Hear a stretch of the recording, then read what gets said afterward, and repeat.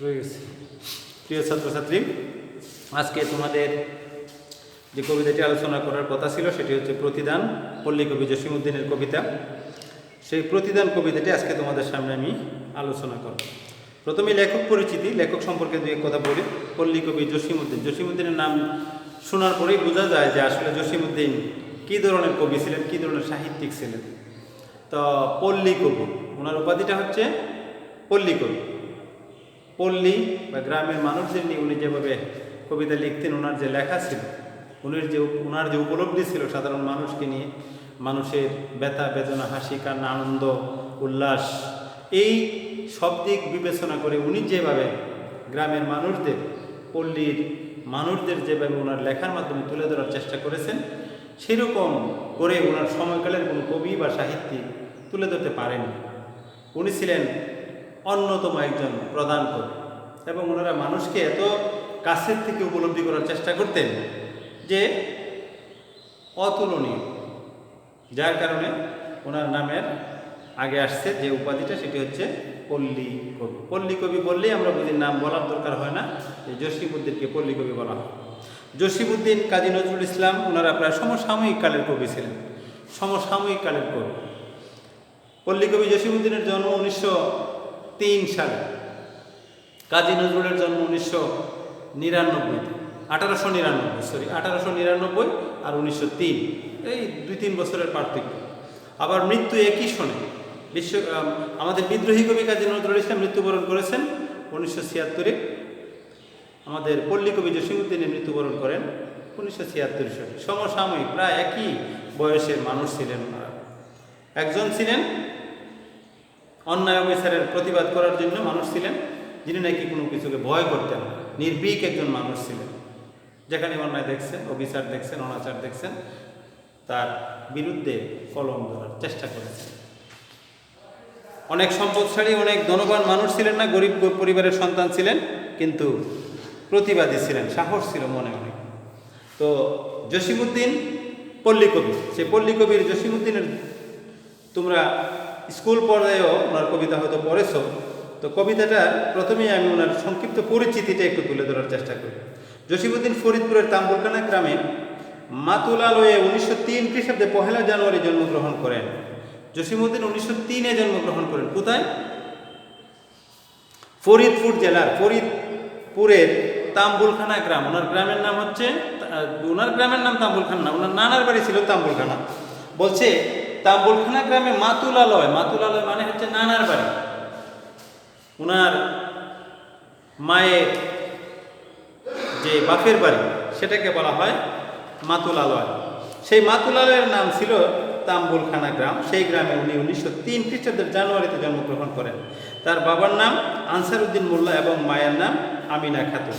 তার পৈতৃক নিবাস ফরিদপুরের গোবিন্দপুর গ্রাম। তার বাবার যে গ্রাম, সেই গ্রামের নাম ছিল গোবিন্দপুর। আর ওনার নানার বাড়িতে উনি জন্মগ্রহণ করেন, সেই গ্রামের নাম হচ্ছে তাম্বুলখানা গ্রাম। তো আমিও ছোটোবেলা পড়ছি যে ফরিদপুর জেলার তাম্বুলখানা গ্রামে জন্মগ্রহণ করছেন পল্লী কবি জসিমউদ্দিন। আসলে এটা ছিল ওনার নানার বাড়ি। মাতুলালয় এই শব্দটির অর্থ হচ্ছে ওনার নানার বাড়ি। ফরিদপুর রাজেন্দ্র কলেজ থেকে আইএ ও বিএ পাশ করার পর কলিকাতা বিশ্ববিদ্যালয় থেকে বাংলা ভাষা ও সাহিত্যে MA ডিগ্রি লাভ করেন। তাইলে জসিমউদ্দিন ছিলেন, পল্লী কবি জসিমউদ্দিন ছিলেন উচ্চ শিক্ষিত, মেধাবী একজন মানুষ। MA পাশ করেন কলকাতা বিশ্ববিদ্যালয় থেকে। উনি পড়াশোনা করার পরে ঢাকা বিশ্ববিদ্যালয়ে উনি শিক্ষকতা করেন, এরকম কথাও আমরা পাই তার ব্যক্তিগত জীবনের মধ্যে। কলেজে অধ্যয়নকালে কবর কবিতা রচনা করে তিনি খ্যাতি অর্জন করেন। কবর কবিতাটা উনি লিখছিলেন উনি যখন কলেজের ছাত্র ছিলেন। তখন এটা লিখে এত একটা জাগরণ সৃষ্টি হয় শিক্ষিত সমাজের মধ্যে, যে অসাধারণ একটি কবিতা। এবং এই কবিতাটি তখন SSC পাঠ্যসূচিতে অন্তর্ভুক্ত করা হয়। সহজ কথা না, কিন্তু উনি পড়তেন কলেজে, একটা কবিতা লিখে এত খ্যাতি লাভ করেন, এত খ্যাতি, মানে মানুষের মন মুখে এত কাছের থেকে এত স্পর্শ করে, যে অসাধারণ একটি কবিতা। সেই কবিতাটি SSCর পাঠ্যসূচির অন্তর্ভুক্ত করা হয়। জসিমউদ্দিন পল্লী কবি হিসেবে সমধিক পরিচিত। আমি শুরুতেই বলছিলাম যে জসিমউদ্দিনের উপাধিটা কি, টাইটেলটা কি, যে পল্লী কবি।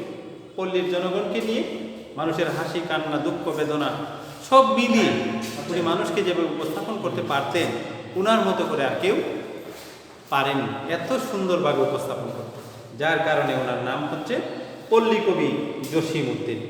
কর্মজীবনের শুরুতে তিনি ঢাকা বিশ্ববিদ্যালয়ে কিছুকাল অধ্যাপনা করেন, কর্মজীবনের শুরুতে। পরে সরকারের প্রচার ও জনসংযোগ বিভাগে উচ্চ পদে আসীন হন। তখনকার সময়ের কলকাতা বিশ্ববিদ্যালয় থেকে MA পাস করা যেমন তেমন ব্যাপার ছিল না, তখনকার সময় অনেক বছর আগের সেই মহান কবি পরে সরকারের প্রচার ও জনসংযোগ বিভাগে উচ্চ পদে আসীন হন। পল্লী জীবন তার কবিতার প্রধান উপজীবন।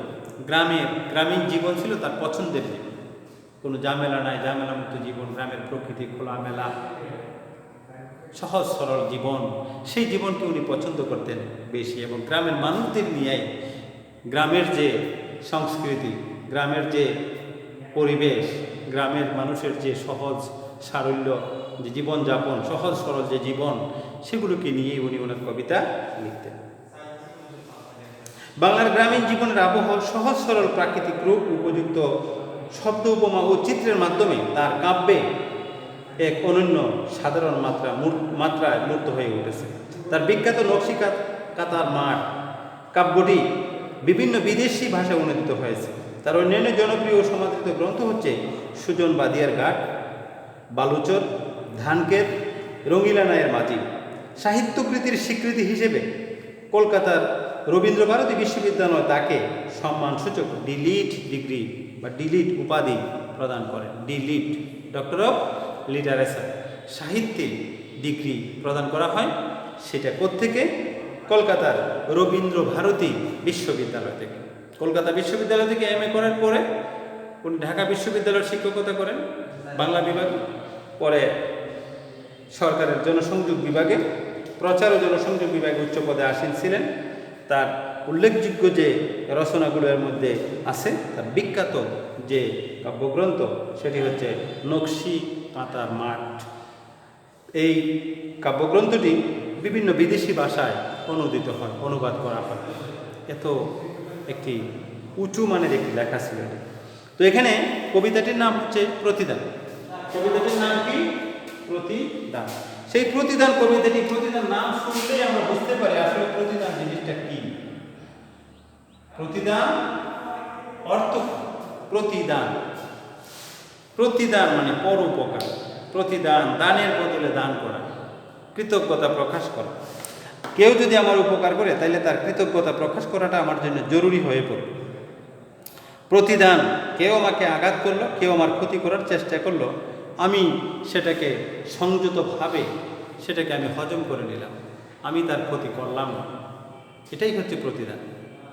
প্রয়োজনে যদি আমি পারি তার উপকার করলাম, সেটাকে বলা হচ্ছে প্রতিদান।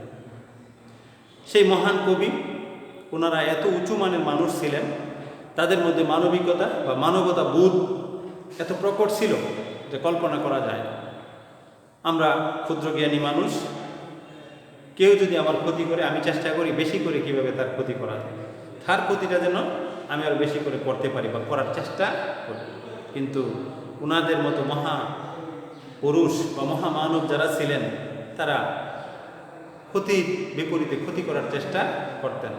তারা চাইতেন যে একজন মানুষকে কীভাবে স্যাক্রিফাইস করা যায়, ত্যাগ স্বীকার করা যায়, তার জন্য মানুষকে কীভাবে মাফ করে দেওয়া যায়, মানুষকে কীভাবে মুক্ত করে দেওয়া যায়, কীভাবে মানুষকে সহায়তা বা সহযোগিতা করা যায়।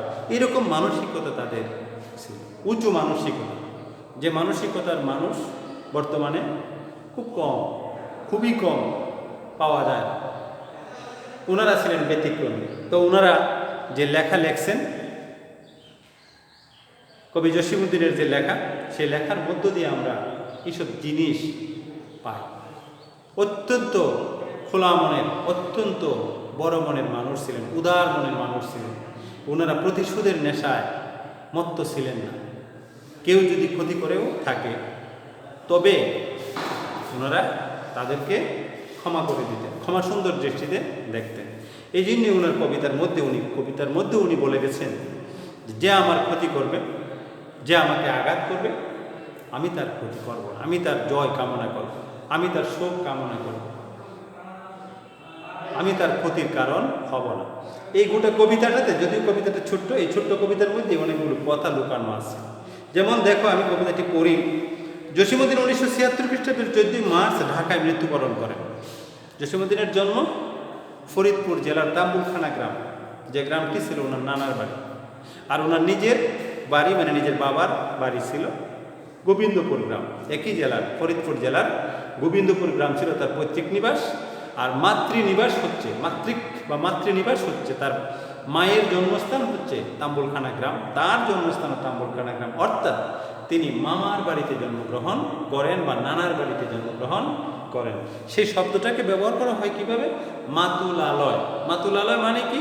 মামার বাড়ি বা মায়ের জন্মভূমি বা নানার বাড়িতে জন্মগ্রহণ করেন। কবিতাটি আমি পড়ি, পড়লেই বোঝা যাবে। তোমরা অত্যন্ত সহজ কবিতা, সহজ সরলভাবে এই কবি এই জিনিসটাকে উপস্থাপন করেছেন অত্যন্ত সহজ সরলভাবে। প্রতিদান, কিভাবে আমরা একজন আরেকজনের জন্য কাজ করতে পারি, পরোপকার করতে পারি, স্যাক্রিফাইস করতে পারি নিজেকে, এটাতেই পরম শান্তি, পরম সুখ। প্রতিশোধের মধ্যে আসলে তো সুখ নাই। একজন আরেকজনের ক্ষতি করবে, তাতে কোনো সুখ নাই। আছে কি? ত্যাগ স্বীকার করতে পারলেই আমরা সুন্দর একটি পৃথিবী, সুন্দর একটি সমাজ গড়ে তুলতে পারি, বা সুন্দর একটি বসবাসযোগ্য একটি সুন্দর সমাজ আমরা গড়ে তুলতে পারি, যদি আমরা একে অপরের সুখে দুঃখে পাশে এসে দাঁড়াই। কবিতার শুরুতেই বলছেন, আমার এ ঘর ভাঙিয়াছে যে বা আমি বাঁধি তার ঘর। কবি বলছেন, আমার এ ঘর ভাঙিয়াছে যে বা, যে নাকি আমার ঘর ভাঙছে। এই কথার অর্থ কি? যে আমার ক্ষতি করতে পারে বা ক্ষতি করেছে, আমি কি করব? আমি বাঁধি তার ঘর। প্রয়োজনে আমি তার উপকার করব, তার ক্ষতি করব, বাঁধি তার ঘর। আপন করিতে কাঁদিয়া বেড়াই যে মুরে করেছে পর। যে আমাকে পর ভাবে, যে আমাকে শত্রু ভাবে, দূরে সরিয়ে রাখতে চায়, আমি তার কাছে যেতে চাই, আমি তাকে আপন করে ভাবতে চাই, আমি চেষ্টা করি। কবির কথাগুলো কেমন? অতি সহজ, অতি সরল। যে মুরে করিল পথের বিরাগী, যে মুরে করিল পথের বিরাগী, পথে পথে আমি ফিরি তার লাগি। আমি পথে পথে ঘুরে বেড়াই তার জন্য, তার ভালোর জন্য। দিগল রজনী তার তোরে, দিগল রজনী, দিগল লম্বা, দীর্ঘ রাত, রজনী মানে কি? রাত। দিগল রজনী তার তোরে জাগি, গুম যে হরেছে মোর। আমার এগোর ভাঙিয়াছে যে বা আমি বাঁধি তার ঘর। দিগল রজনী তার তোরে জাগি, দিগল রজনী লম্বা রাত, লম্বা রজনী, তার তোরে আমি তার জন্য জাগি। গুম যে হরেছে মোর, আমার গুম যে হরণ করেছে, আমি তার লাগি বসে আছি, অপেক্ষা করে আছি। আমার এ ঘর ভাঙিয়াছে যে বা আমি বাঁধি তার ঘর। এক কথায় আবার বলছি, এটা পুনঃ আসছে, বারবার আসছে। আমার এ ঘর ভাঙিয়াছে যে বা, যে আমার ঘর ভেঙেছে, যে আমার ক্ষতি করেছে, আমি তার ঘর ভাঙতে চাই না, আমি তার ঘর বাঁধিয়া দিতে চাই, বেঁধে দিতে চাই, আমি তার ঘর নির্মাণ করে দিতে চাই। এই কথার অর্থ হচ্ছে এই, যদি বা কেউ আমার ক্ষতি করে থাকে, আমি তার ক্ষতিতে যাব না, আমি যদি পারি তার উপকার করার চেষ্টা করব। কবির কথাগুলো এই, আমার এ কুল ভাঙিয়াছে যে বা আমি তার কুল বাঁধি। কুল তীর, আমার এ কুল তীর। কুল হচ্ছে তীর, নদীর তীর, পুকুরের পাড়। তো যদি আমার কেউ কুল ভাঙে, তাহলে আমি কি করি? আমি তার কুল বাঁধি, আমি তার কুলটাকে। এই কথার অর্থ হচ্ছে কি? যদি কেউ আমার ক্ষতি করে থাকে, আমি তার ক্ষতি করবো না, আমি তার উপকার করার চেষ্টা করবো, আমি তার উপকার করবো। তার যে মুড়ে দিয়েছে বিষে ভরা বান, যে মুড়ে দিয়েছে বিষে ভরা বান, যে আমার জন্য তিক্ত কঠোর কথা বলছে আমাকে, আমি তাকে কঠোর কথা বলতেছি না। যে আমাকে আঘাত করেছে, বান হচ্ছে তীর, বিষাক্ত তীরের মতো বান, কথার বানে মানে আমাকে আক্রান্ত করেছে, আঘাত করেছে, আমি তাকে বান দিব না। আমি কি করব? আমি দেই তারে বুক ভরা গান, আমি দেই তারে বুক ভরা গান, আমি তার জন্য আমার মনটাকে উজাড় করে দেই, আমি তার জন্য ভালো কিছু কামনা করি, প্রত্যাশা করি, তাকে আমি ভালো কিছু দিতে চাই। কাঁটা পেয়ে তারে ফুল করি দান সারাটি জনম ভর। কাঁটা পেয়ে ফুল, আমার যে কষ্টার্জিত যে ফুল তুলতে গেলে কি করতে হয়? ফুল গাছে কাঁটা থাকে। গোলাপ ফুল, যেমন গোলাপ ফুল হচ্ছে উত্তম একটি ফুল, সেই গোলাপ ফুলের গাছেই কাঁটা থাকে। গোলাপ ফুলটা আনতে গেলে কাঁটার আঘাত লাগতে পারে। আমি ভালো একটা জিনিস অর্জন করতে গেলে আমাকে অনেক কষ্ট করে অর্জন করতে হয়, সেটাকে পাওয়ার জন্য আমার অনেক কষ্ট করতে হয়। সেই পাওয়ার পরে আমি সেই জিনিসটাকে আমি তুলে দিতে চাই। কার জন্য? মানবতার জন্য, মানুষের জন্য। বলছে কাঁটা পেয়ে তারে ফুল করি দান সারাটি জনম ভর, সারা জীবন ভরে। আপন করিতে কাঁদিয়া বেড়ায় যে মোরে করেছে পর। আমি কিন্তু আপন করার জন্য ব্যস্ত, চেষ্টা করি আপন করার জন্য। যে মোরে মানে আমাকে পর করার চেষ্টা করি, পর করেছে আমি তাকে আপন করার চেষ্টা করি। কথাগুলো কবি জসীমউদ্দিন, পল্লী কবি জসীমউদ্দিনের এই কথাগুলো আমরা মনে যেন রাখি। তোমরা কোমলমতি শিক্ষার্থী, উচ্চ মাধ্যমিক পর্যায়ের প্রথম বর্ষের ছাত্রছাত্রী, তো এই জিনিসগুলো মনে রাখতে হবে। আমাদের মধ্যে যেন প্রতিহিংসা না জাগে, আমাদের মধ্যে যেন একে অন্যের ক্ষতি করার চিন্তা না জাগে, আমরা যেন খালি অযথা বিনা কারণে কারো কোনো অমঙ্গল কামনা না করি, আমাদের মনটাকে যেন বড় করার চেষ্টা করি। জ্ঞানী গুণী ব্যক্তিরা বলেছেন শিক্ষা মানুষের মনকে বড় করে কীভাবে? উদার করে, মানুষের মনটাকে উদার করে মানবিকতা তৈরি হয়, সেটা হচ্ছে শিক্ষা, সুশিক্ষা। সেই শিক্ষা আমাদেরকে নিতে হবে। আমাদের এই যে মহান কবি বা সাহিত্যিকেরা যে কথাগুলো আমাদের বলে গেছেন, দিক নির্দেশনা আমাদের দিয়ে গেছেন, সেভাবে আমরা যদি চলার চেষ্টা করি, অবশ্যই আমাদের মধ্যে একটা ভালো সমাজ, ভালো দেশ আমরা উপহার দিতে পারব, তৈরি করতে পারব। সব রকমের ভেদাভেদ ভুলে, জাতি ধর্ম বর্ণ নির্বিশেষে আমরা একে অপরের জন্য কাজ করার চেষ্টা করব। আমরা যেন খুব সহজেই আমরা একে অপরের প্রতিপক্ষ না হই, আমরা যেন একে অন্যের সহায়ক হয়ে সমাজে বসবাস করতে পারি। তাহলে আমাদের মধ্যে সম্প্রীতির বা ভালোবাসার বন্ধন তৈরি হবে। সমাজ বা রাষ্ট্র, দেশ খুব সুন্দরভাবে, খুব দ্রুত গতিতে সামনের দিকে এগিয়ে যাবে। এই মহান কবির যে বাণীগুলো, সেই বাণীগুলো যেন আমরা আমাদের প্রত্যেকের ব্যক্তিগত জীবনে কাজে লাগানোর চেষ্টা করি। আরও আছে, মোর বুকে যে বা কবর বেঁধেছে আমি তার বুক ভরি, রঙিন ফুলের সুহাগ জড়ানো ফুল মালঞ্চ ধরি। যে আমার জন্য কঠোর, আমি তার জন্য কঠোরতা প্রদর্শন করতে চাই না, আমি তার জন্য কি হতে চাই? কোমল হতে চাই। যে মুখে সে কহে নিঠুরিয়া বাণী, যে মুখে সে কহে মানে সে বলে, নিঠুরিয়া বাণী মানে কঠোর কথা, নিঠুরিয়া বাণী মানে কথা বা উক্তি, নিঠুরিয়া মানে নিষ্ঠুর কঠিন কথা বলে আমাকে। আমি লয়ে করে তারি মুখখানি, আমি নিয়ে করে তারি মুখখানি, কত ঠাঁই হতে কত কি যে আনি সাজাই নিরন্তর। কত ঠাঁই হতে, ঠাঁই মানে কত জায়গা থেকে, কত স্থান থেকে কত কি যে আনি, কত কি যে আমি আনি সাজাই নিরন্তর মানে সারাক্ষণ নিরবধি। আপন করিতে কাঁদিয়া বেড়াই যে মোরে করেছে পর, যে আমাকে পর করতে চেয়েছে আমি তাকে আপন করার চেষ্টায় ব্যস্ত। সারাক্ষণ আমি নিরন্তর আমি চেষ্টা করি সারাক্ষণ কিভাবে আমি তার মঙ্গল করতে পারি, তার সহায়ক ভূমিকা পালন করতে পারি, তাকে সহযোগিতা করতে পারি। এই কথার অর্থ হচ্ছে, প্রতিদান কথাটির অর্থই হচ্ছে পরোপকার, পরার্থ, পরের জন্য কাজ করা। শুধু নিজের স্বার্থ দেখলে হবে না, নিজের স্বার্থ দেখলে সমাজে শান্তি প্রতিষ্ঠা হয় না। শান্তির জন্য মানুষকে স্যাক্রিফাইস করতে হয়, ত্যাগ স্বীকার করতে হয়। সেই ত্যাগ স্বীকার কথাই আমাদের এই মহান কবি আমাদেরকে বলে গেছে। সেই মানসিকতা আমাদের মধ্যে পোষণ করতে হবে, তবেই আমরা একটি সুন্দর সমাজ, সুন্দর রাষ্ট্র গঠন করতে পারব আমাদের ভবিষ্যৎ প্রজন্মের জন্য, আমাদের জন্য এবং আমাদের ভবিষ্যৎ প্রজন্মের জন্য।